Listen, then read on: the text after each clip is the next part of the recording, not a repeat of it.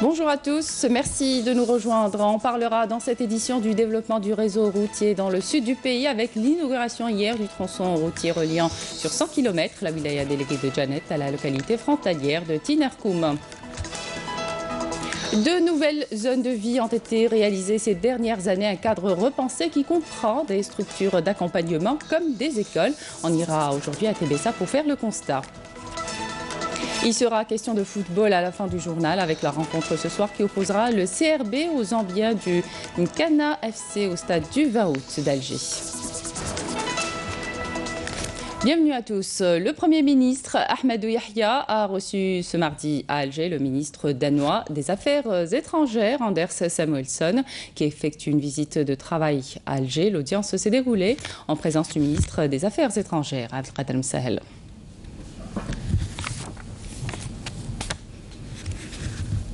Ouverture aujourd'hui du forum d'affaires algéro-danois entre le FCE et la Confédération de l'industrie danoise à l'hôtel L'Horacie, une rencontre qualifiée par le ministre des Affaires étrangères, Abdelkader Msahel, de très importante pour la consolidation des relations et du partenariat bilatéral.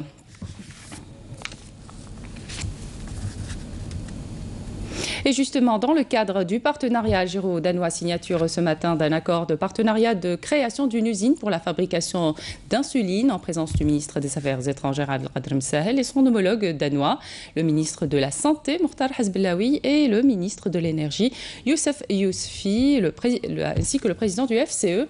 Il sera également procédé aujourd'hui à la pose de la première pierre du complexe de production d'insuline implanté à Boufarik dans la wilaya de Blida. Dans le cadre du projet du renforcement de la RN3A, le ministre des Travaux publics et des Transports a procédé hier à l'inauguration du tronçon routier reliant sur 100 km la wilaya déléguée de Djanet à la localité frontalière de Tinerkoum, Abdelghani Zalen, qui a rappelé à cette occasion l'action de son département qui s'articule actuellement autour du développement du réseau routier, aussi bien pour le raccordement des zones frontalières que pour la liaison avec les wilayas limitrophes. Messine Ben Saidi. Le ministre des Travaux publics et des Transports Abdelghani Zalen a appelé à l'encouragement de l'utilisation des matières premières locales dans la réalisation des projets routiers dans la wilaya du sud du pays. Lors de sa visite d'inspection et de travail dans la wilaya d'Ilizi, le premier responsable du secteur a aussi procédé à l'inspection et à l'inauguration d'importants projets de réalisation dans le projet de renforcement de la RN3 dans son tronçon reliant sur 100 km la wilaya déléguée de Djanet à la localité frontalière de Tinerkoum. Ce projet dispose de deux axes routiers. Le premier va vers la Libye et le deuxième vers le Niger, sur une distance de 180 km. L'action du secteur s'articule actuellement autour du développement du réseau routier, aussi bien pour le raccordement des zones frontalières que pour la liaison avec les wilayas limitrophes.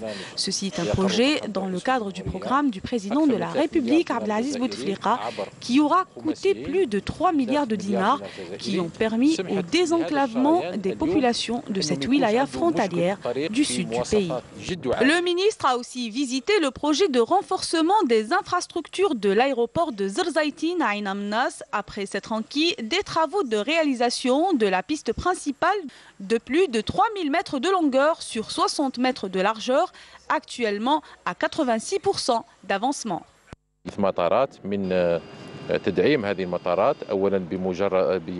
Nous allons procéder à la réalisation de nouvelles pistes d'atterrissage avec des parkings pour les avions pour les 3 aéroports de la wilaya d'Ilizi. La particularité de ces aéroports, c'est qu'ils sont à la fois civils et militaires. Au terme de sa visite, Abdelghani Zalen a inspecté la gare routière classe B de Ain Amnas dont l'avancement des travaux avoisine les 95%. Il a aussi convié les responsables du projet à accélérer sa réalisation pour le livrer dans 2 mois au plus tard. Puis on le disait au Tresca du ministre des Travaux publics, le projet de renforcement des infrastructures de l'aéroport Zerzaitin d'Inamena s'étend justement des travaux de réalisation de la piste principale de l'aéroport. Les détails avec Karim Haïfa. La piste d'atterrissage principale de l'aéroport de Zarzaitin d'Inamena sont en travaux depuis quelques semaines. Un chantier à ciel ouvert qui mobilise des moyens humains et matériels considérables pour agrandir la piste de cet aérodrome à la fois civil et militaire qui dessert la ville d'Inamena et sa région, sans oublier la zone pétrolifère de Zarzaitin et du bassin d'Ilizi. C'est dire l'importance de ce projet vital pour toute la région. Le premier bout de piste refait en béton à chaussée rigide est à ce jour achevé, ainsi que la piste principale achevée à 100%, qui est quant à elle à chaussée souple. Et comme prévu, les travaux qui touchent actuellement le deuxième bout de piste devraient s'achever vers la fin mars en cours, et vers la première semaine du mois d'avril, on devrait procéder à l'homologation de l'aérodrome. Actuellement, nous avons des difficultés à recevoir les gros porteurs sur la piste principale, qui n'est pas assez grande pour accueillir ces avions. Et c'est justement l'objectif de ces travaux, à savoir une piste de 3200 mètres de longueur sur 60 mètres de largeur, ainsi que la réhabilitation de la piste secondaire.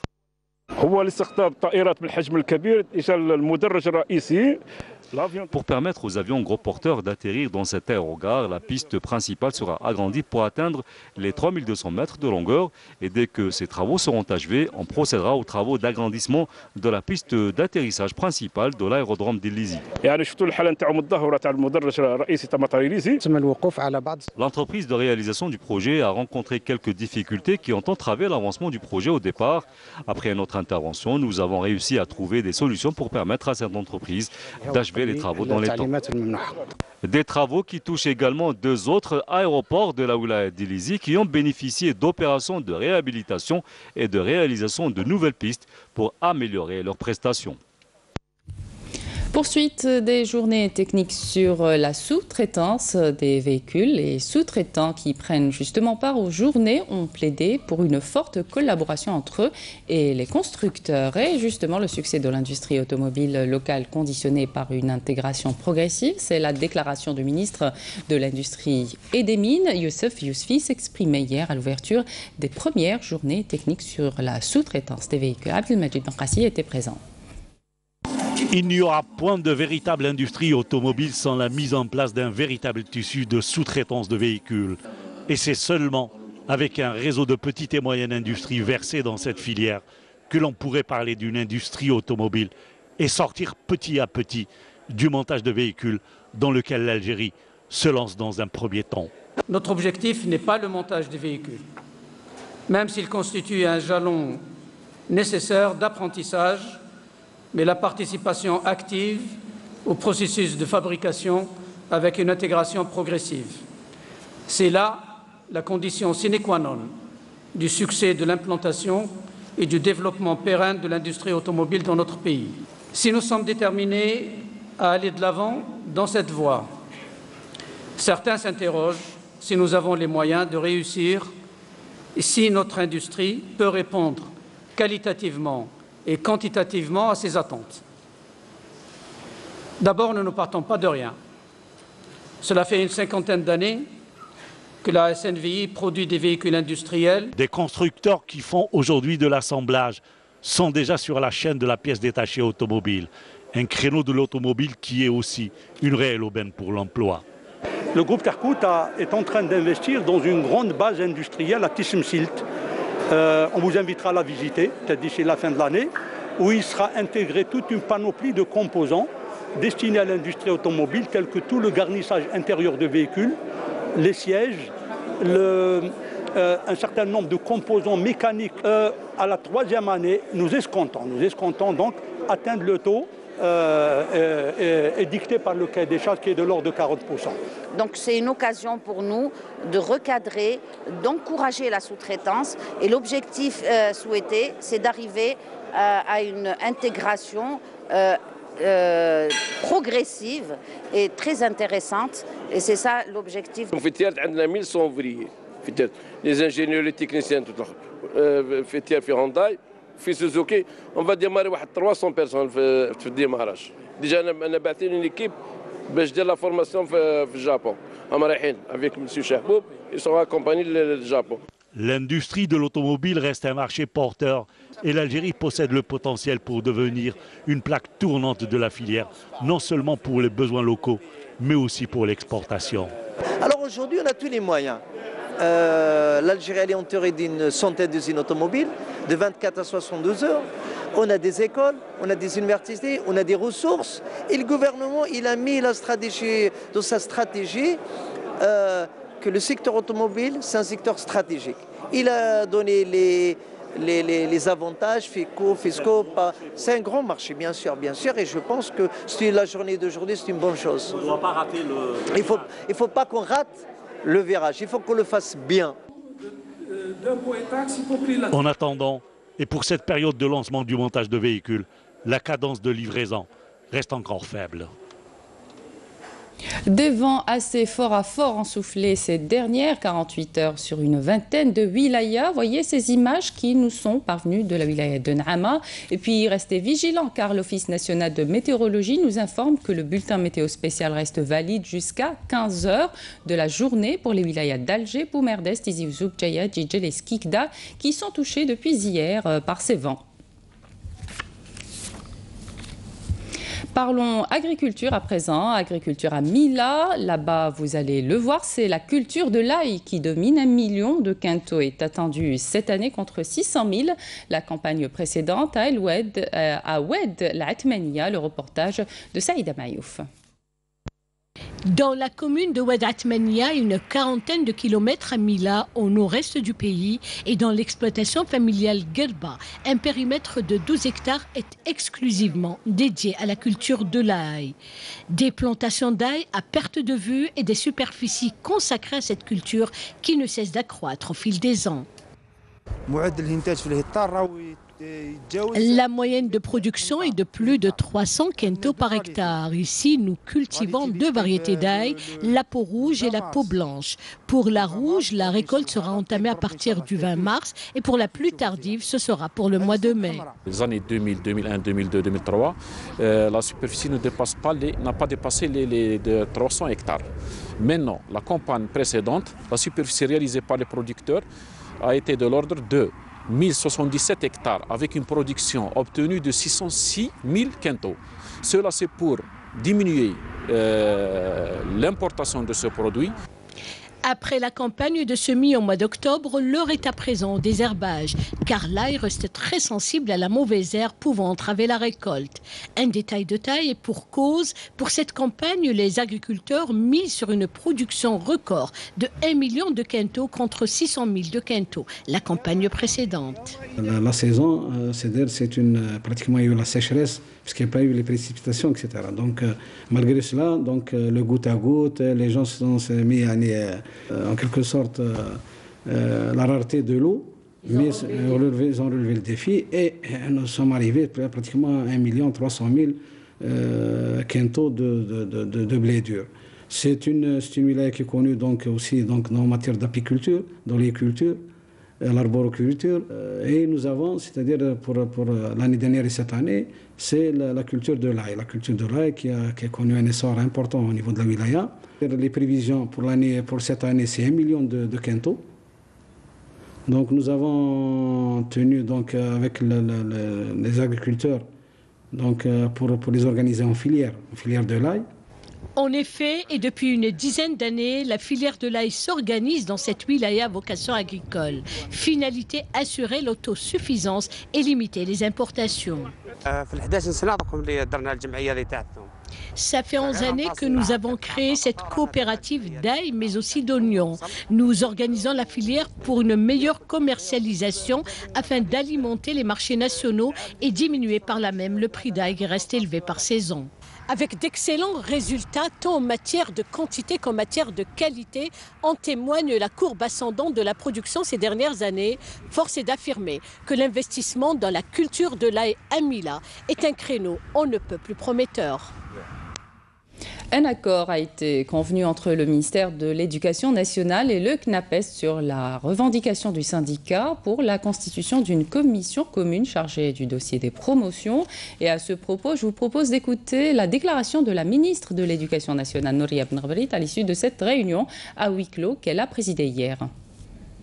En premier lieu, moi aussi, comme toute la société, j'ai salué la sagesse de la décision qui a été prise par ce syndicat de pouvoir arrêter cette grève illimitée qui n'avait pas de sens dans le secteur de l'éducation et en disant que les portes officielles de la négociation étaient ouvertes, même si je tiens quand même à dire que les portes n'ont jamais été fermées et que nous avions des discussions, alors aussi en informel avec eux. Les discussions ont été des discussions franches, où tous en fait ont que dans de pareilles situations, il n'y a pas de vainqueur. L'essentiel des problèmes qui ont été soulevés sont des problèmes qui sont résolvables et que nous prenons en charge et que pour certains nous avions déjà pris en charge. Et pour ce qui relève de la promotion des enseignants, la première réunion se tient le mercredi avec l'ensemble des syndicats parce que c'était aussi une revendication des autres. Pour l'année 2018, nous étions sur un système les années précédentes et pour 2018, il faut réfléchir pour établir justement comment s'opère la promotion de professeur à professeur principal et de professeur principal à professeur formateur. Il y a un point en fait fort de discorde, ce point de la discorde, c'est celui qui est relatif aux enseignants radiés qui n'ont pas déposé leur demande de recours pour la réintégration dans le corps des fonctionnaires. Alors, ce que je tiens à dire, c'est que leur chiffre total de ceux qui ont été radiés et dont la notification a été envoyée, parce que toute la différence, c'est entre ceux qui avaient été notifiés et ceux qui n'avaient pas été notifiés. Ceux qui n'avaient pas été notifiés, nous pouvons considérer que c'était en fait une radiation administrative. Nous avons pris des mesures d'apaisement en direction de ces enseignants. Ils étaient au nombre de 19 000, un peu plus de 19 000. Alors, pour ceux qui est arrivé donc à la phase de la radiation avec notification, 580, 199 ont déjà rejoint leur poste de travail après avoir effectivement déposé un recours. Pour leur réintégration, il nous reste donc aujourd'hui 381 enseignants qui n'ont pas encore déposé la demande de recours pour leur réintégration et c'est une mesure obligatoire parce que la responsabilité, elle est individuelle. Nous ne pouvons pas faire, et en tout cas le syndicat ne peut pas faire une demande de recours collective. Et sur cela, nous avons insisté pour qu'il y ait une plus grande compréhension, certainement des textes réglementaires, et nous sommes confiants de la démarche qu'emprunteront en tout cas ces enseignants. Je peux vous dire qu'aujourd'hui, 20 ont rejoint leur poste de travail. Voilà. De nouvelles zones de vie ont été réalisées ces dernières années, un cadre repensé qui comprend des structures d'accompagnement et de services publics. L'exemple ce matin nous vient de la wilaya de Tébessa. Hassiba Abdallah. Assurer l'existence de toutes les commodités de la vie dans les nouvelles cités et pôles urbains est une des premières préoccupations des autorités. Et bien évidemment, les établissements scolaires sont au premier rang. Une évidence à laquelle sont soumis tous les nouveaux projets urbains, et c'est le cas à Tébessa, où plusieurs cités ont vu le jour.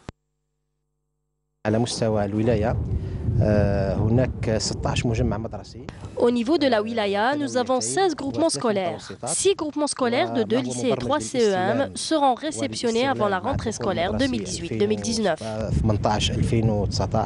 En effet, ces nouveaux pôles urbains devront être dotés de groupements scolaires bien avant l'arrivée et l'installation des propriétaires. Une instruction imposée par le gouvernement pour tous les nouveaux projets urbains à travers le pays afin de ne pas rompre la scolarisation des enfants après leur déménagement.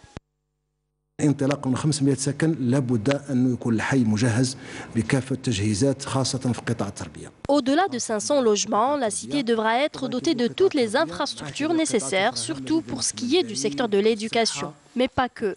Nous avons aussi d'autres secteurs importants, tels que la poste ou le secteur de la santé. Et bien sûr, nous, en tant qu'autorité locale, nous avons pensé à d'autres services, comme par exemple la protection civile. Nous avons même pensé à l'urbanisme commercial, pour que les nouveaux habitants aient toutes les commodités à côté et pour qu'ils n'aient pas à se déplacer pour un tel ou tel besoin. Ainsi, la vie des nouveaux